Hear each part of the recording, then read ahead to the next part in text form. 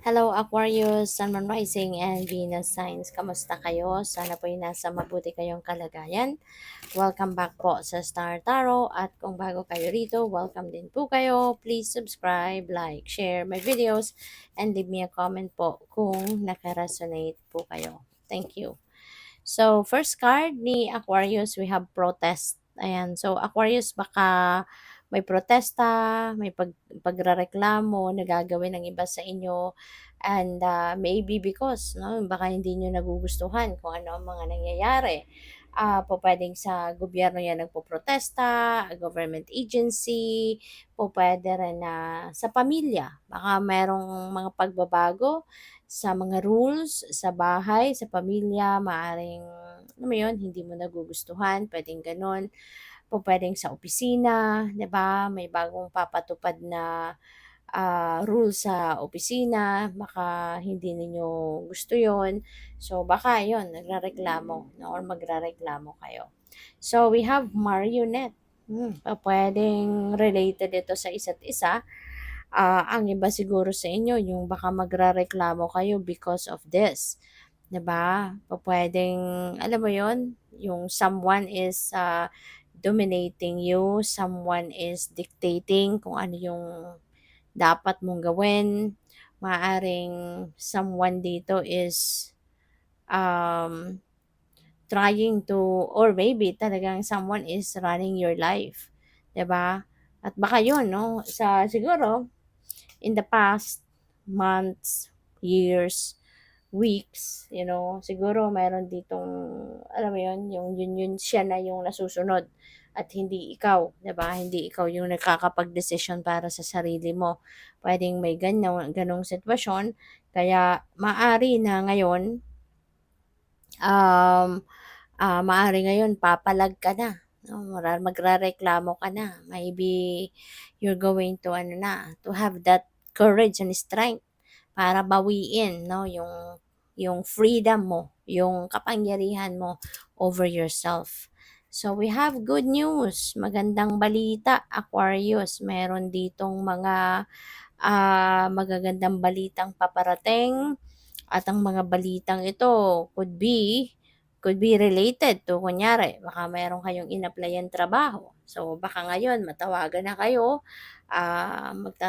magsisimula na kayong magtrabaho sa kanila, or maaaring matatawagan na kayo because for interview. Pwedeng consider kayo to be interviewed.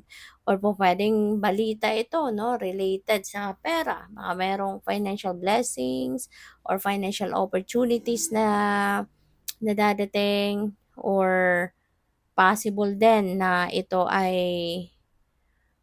mga magagandang balita from school, 'di ba? Mga admission sa school, baka nakapasa kayo sa mga examinations, board exam, mga ganyan, or other things, no? So, this is something na pupuwedeng sorpresa para sa'yo, 'no? Pupuwedeng hindi mo 'to inaasahan na magandang balitang ito, kaya it's going to really make you happy, make you smile. So we have self-love. Paalala din ito sa inyo, Aquarius, na it's about time now for you also to love yourself. Self-care. Okay? Importante, alagaan mo yung inyong sarili. Maybe in the past, lagi kayong busy, baka wala kayong time para alagaan ang sarili ninyo, at ngayon, no, this is an invitation para sa'yo na mag-ano ka naman, imbitasyon ito sa inyo na alagaan mo naman ang inyong sarili, treat yourself, pamper yourself, yung mga ganon. Okay? So, tingnan natin kung ano pa ang ganap. And by the way, maraming salamat for subscribing, and if you haven't subscribed yet, subscribe na kayo. And also maraming salamat for not skipping the ads. Malaking bagay po yan sa akin. And also please click the join button sa baba ng video kung gusto po ninyo na mag-join kayo sa membership. Okay? So we have the Tower. Ayan. So si Tower, sudden change. Ito, no, merong biglaang magaganap na pagbabago sa buhay ninyo, and this is something na kailangan na mangyari.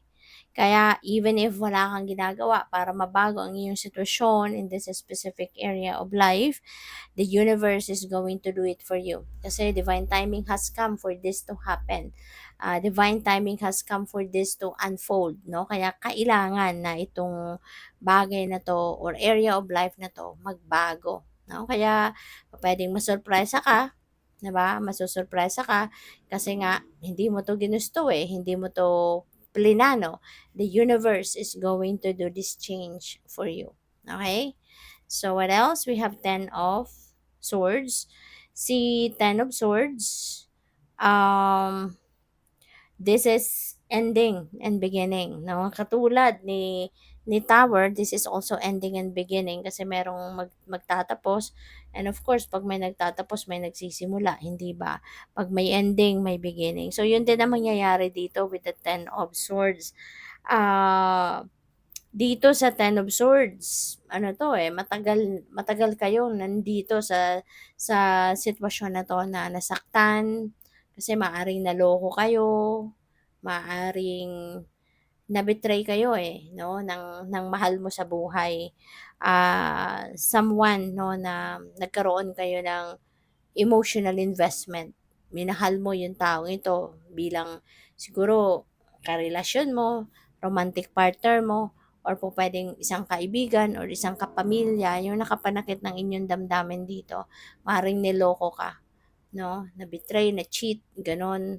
Or po pwedeng inaway ka for some reason na nag-iwan ng malalim na sugat, no, sa puso mo. Pero that's already happened, no? That's in the past. Past is in the past. Pero ngayon, parang mas gusto mo ng makabawi sa buhay mo.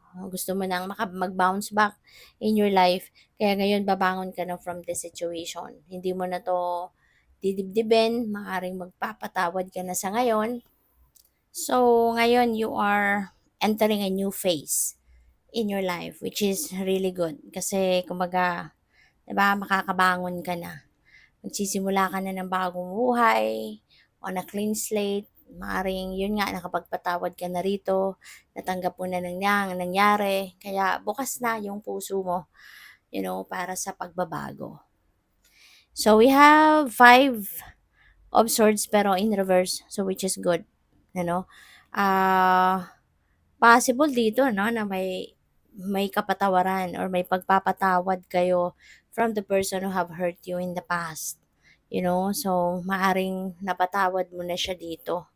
Maaring puwedeng magmo-move on ka na totally from this person na kung sino man ang nakapanakit ng inyong damdamin dito, maybe you are going to move on from that person, as in siguro hindi mo na 'to, ibabalik sa buhay mo.